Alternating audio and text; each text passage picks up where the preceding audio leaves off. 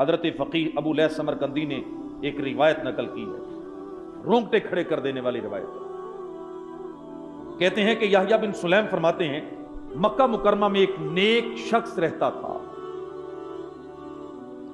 خراسان کا رہنے والا تھا، لوگ اس کے پاس اپنی امانتیں رکھواتے تھے، اتنا نیک تھا، ایماندار تھا، رہتا بھی مکے میں تھا، حرم میں رہتا تھا، لوگ اس کے پاس اپنی امانتیں رکھواتے تھے، بڑا نیک بندہ تھا۔ ایک شخص نے اس کے پاس 10,000 اشرفیاں امانت کے طور پر رکھی اور سفر میں چلا گیا۔ جب وہ واپس آیا تو لوگوں نے کہا کہ وہ بندہ تو مر گیا ہے جس کے پاس انہیں اشرفیاں رکھوائی تھی، وہ تو فوت ہو گیا، اس کے اہل و عیال سے جا کے پوچھا جائے۔ جب اس نے اہل و عیال کو ڈھونڈنے کی کوشش کی تو کوئی پیچھے بندہ نہ ملا، کوئی رشتہ دار نہیں، کوئی گھر نہیں۔ اب وہ بندہ پریشان ہوا، اس نے مکہ مکرمہ کے علماء سے جا کے پوچھا کہ اب مجھے کیا کرنا چاہیے، میرے 10,000 دینار اور وہ بندہ ایماندار تھا، وہ میرے 10,000 دینار کا کچھ کر کے گیا ہوگا، علماء کرام اب بتائیں کہ میں کیا کروں۔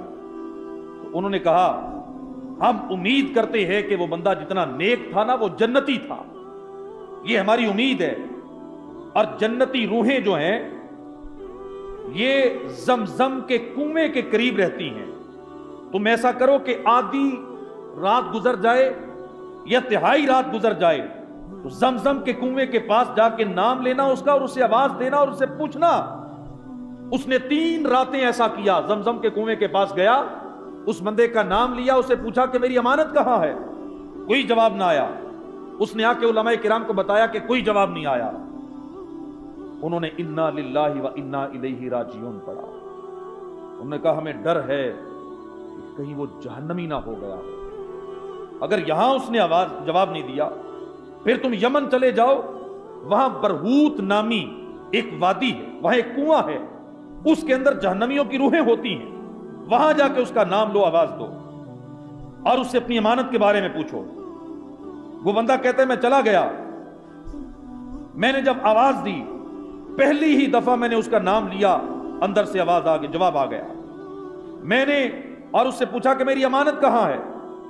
اس نے کہا کہ میں نے فلاں جگہ دفن کیا ہے، میں نے اپنے گھر والوں کے پاس امانت رکھوائی ہے، میرے لڑکے کے پاس چلے جاؤ، وہ جگہ کھودو، تمہیں وہ تمہاری امانت مل جائے گی۔ کہتے ہیں کہ میں نے ویسا ہی کیا، مجھے میرا مال مل گیا۔ میں نے اس سے پوچھا کہ تو بڑا نیک بندہ تھا، یہ کیا ہوا کہ تو یہاں کیسے پہنچ گیا؟ وہ بولا کہ واقعی میں نیک بھی تھا، مکے میں بھی رہتا تھا، ایماندار بھی تھا، لیکن میری موت اس حالت میں ہوئی تھی کہ میرے کچھ رشتہ دار مجھ سے ناراض تھے، وہ خراسان میں رہتے تھے، میں نے ان سے قطع تعلق کیا ہوا تھا، رشتہ توڑا ہوا تھا، اسی حالت میں میں مر گیا اور اس کی سزا اللہ پاک نے مجھے دے کے مجھے یہاں پہنچا دیا ہے۔ اب ہم غور کریں، چھوٹی چھوٹی باتوں پہ بہنوں سے ناراض ہیں، بھائیوں سے ناراض ہیں، چھوٹی چھوٹی باتیں، یقین کریں چھوٹی چھوٹی باتوں پہ ہم رشتہ داریاں توڑ دیتے ہیں، ہم مرنا جینا ختم کر دیتے ہیں، ہم کہتے ہیں منہ ہی نہیں دیکھنا ساری زندگی۔ کیا چند پیسوں کی خاطر، چند روپوں کی خاطر، مرلوں کی خاطر ہم رشتہ داریاں توڑنے والے لوگ، اور موت کا پتہ نہیں کہ مجھے کب آ جائے، آپ کو کب آ جائے۔ کہ اس حالت میں ہم اللہ کی بارگاہ میں جا سکتے ہیں کہ ہم قطع تعلقی کرنے والے ہوں، رشتہ داریاں توڑنے والے ہوں، رشتہ دار ہم سے ناراض، ہم رشتہ داروں سے ناراض ہوں؟ اگر ہم نہیں یہ چاہتے کہ ہم اس حالت میں مریں